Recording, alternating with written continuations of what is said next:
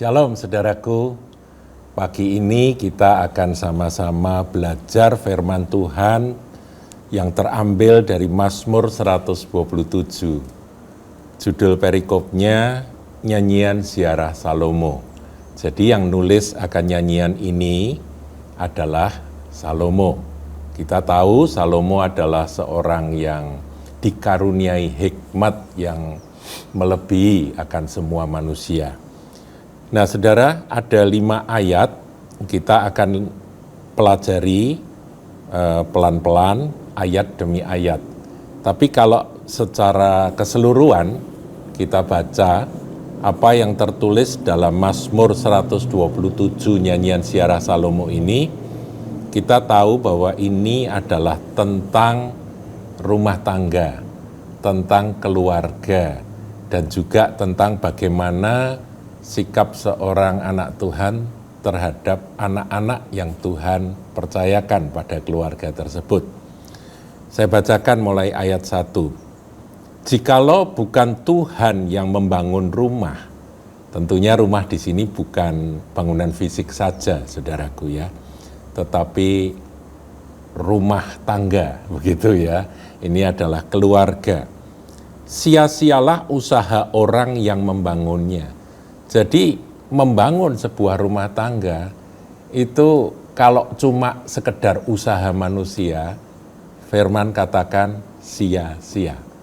Dan yang menulis ini adalah Salomo, seorang yang punya pengalaman betapa sia-sianya kemampuan manusia, usaha manusia sekeras apapun untuk menjaga kerukunan, keutuhan, keharmonisan dalam rumah tangga. Kalau tidak ada Tuhan, maka sia-sia, begitu ya saudara.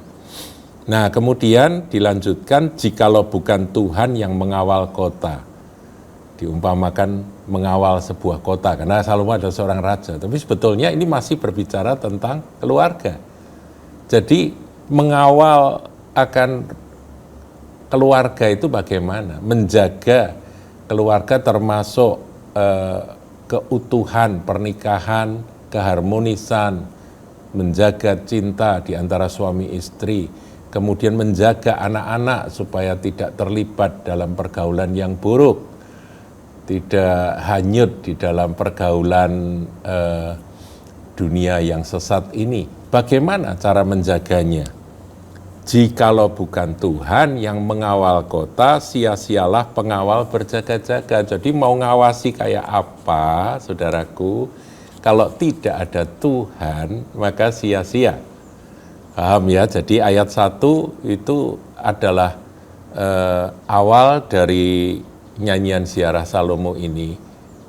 Baik perlindungan di dalam keluarga maupun membangun akan keharmonisan dan cinta di dalam kehidupan keluarga, itu kalau nggak ada Tuhan, sia-sia, begitu ya. Jadi peran doa, peran ibadah, peran takut akan Tuhan itu sangat menentukan akan kebahagiaan dalam rumah tangga kita semua. Nah, kemudian ayat yang kedua ini bicara tentang berkat jasmani, saudaraku. Sia-sialah kamu bangun pagi-pagi dan duduk-duduk sampai jauh malam, dan makan roti yang diperoleh dengan susah payah, sebab ia memberikannya kepada yang dicintainya pada waktu tidur. Di sini dikatakan sia-sia, saudara. Sia-sia mau berusaha mati-matian kayak apa ya, bangun pagi sampai malam kerja keras begitu ya. Kemudian makan roti ya yang diperoleh dengan susah payah, jadi ngirit-ngirit begitu saudaraku ya. Mau seperti apa itu sia-sia.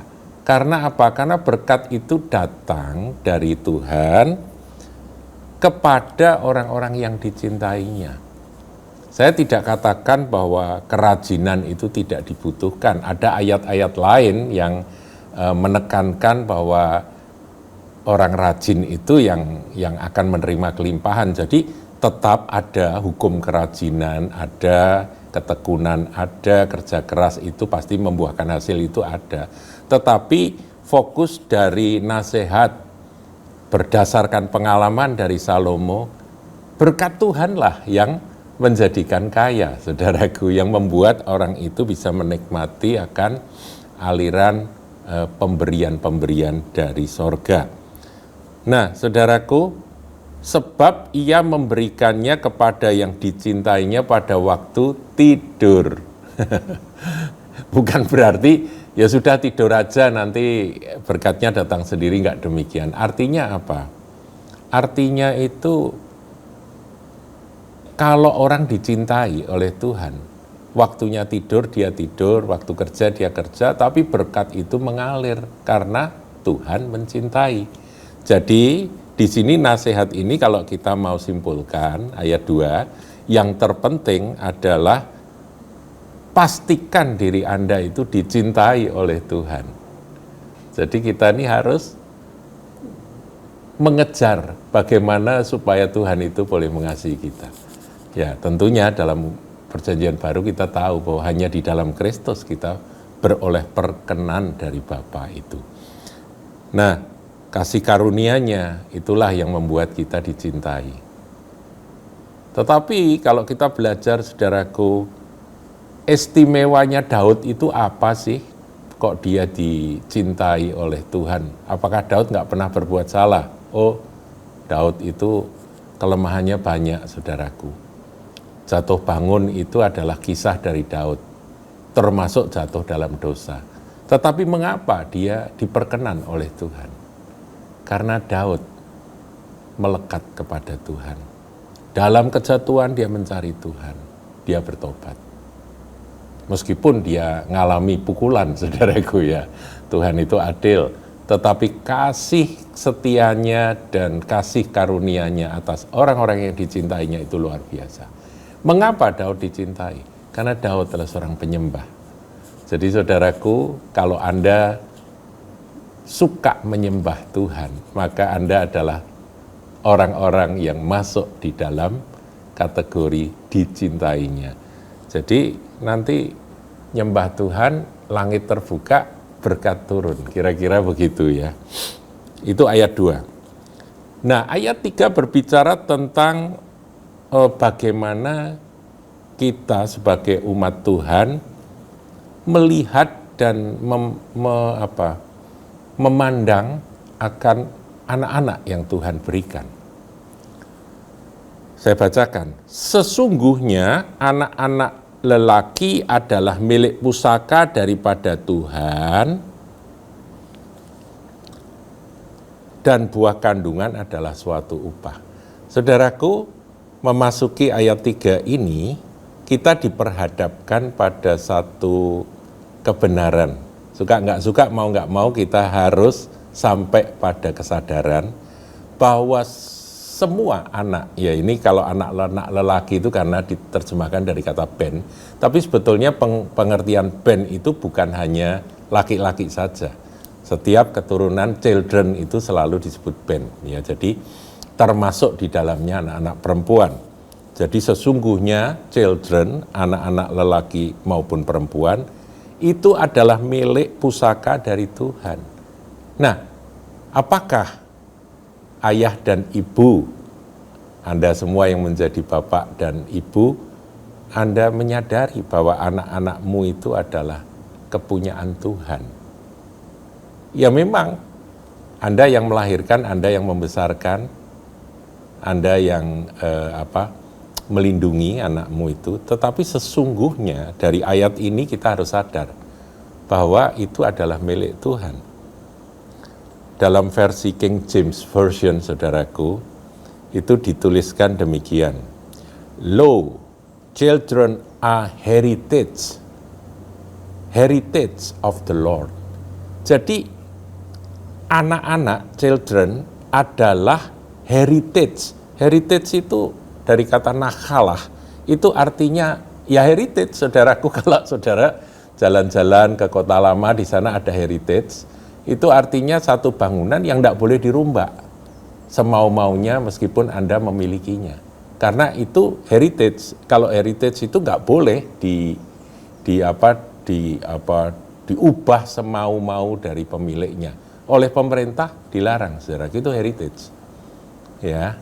Nah, kemudian arti nakhalah ya yang diterjemahkan heritage itu adalah possession. Jadi itu possession, jadi miliknya Tuhan. Itu property. Nah, property lebih jelas lagi ya. Saudara punya properti, nah itu kan milik Anda, propertimu itu kan milikmu. Nah demikian, kalau ini propertinya Tuhan, itu miliknya Tuhan. Nah kalau miliknya Tuhan, ya mestinya Tuhan berhak untuk memakai akan properti itu sukanya dia. Portion, itu bagiannya Tuhan. Jadi begitu saudara punya anak, makanya ada ya di gereja itu upacara doa penyerahan anak, itu maksudnya ini, mengakui, ini anakmu Tuhan, bukan anakku. Memang aku yang melahirkan, ya ibu-ibu, kalau punya anak, Anda melahirkan, bapak-bapak, itu karunia Tuhan untuk Anda punya anak. Tetapi itu milik Tuhan. Kalau milik Tuhan, ya mestinya perlakuan kita pada anak itu beda. Perkataan-perkataan kita kepada anak-anak juga beda, saudara. Ya, jadi orang tua mestinya sedini mungkin anak itu sejak dia bisa memahami komunikasi, sudah ditanamkan pada putra-putri Anda. Nak, kamu adalah anaknya papa dan mama, papa mama mengasihi kamu, papa mama akan bertanggung jawab pada hidupmu dan mendidik kamu dalam takut akan Tuhan, tetapi sesungguhnya kamu harus sadar bahwa kamu punyanya Tuhan. Jadi biar rencana Allah tergenapi dalam hidupmu. Kami berdoa, orang tua berdoa, kamu juga berdoa, nak. Apa sih rencana dari sang empunya hidupmu ini akan merencanakan engkau di masa depan. Jadi ini perkataannya seperti ini, jangan setiap anak dipanggil, kamu jadi insinyur, kamu jadi dokter, kamu harus jadi pengacara, kamu besok harus begini-begini. Jangan, saudaraku. Ajari mereka berdoa, apa maunya Tuhan dalam hidup mereka.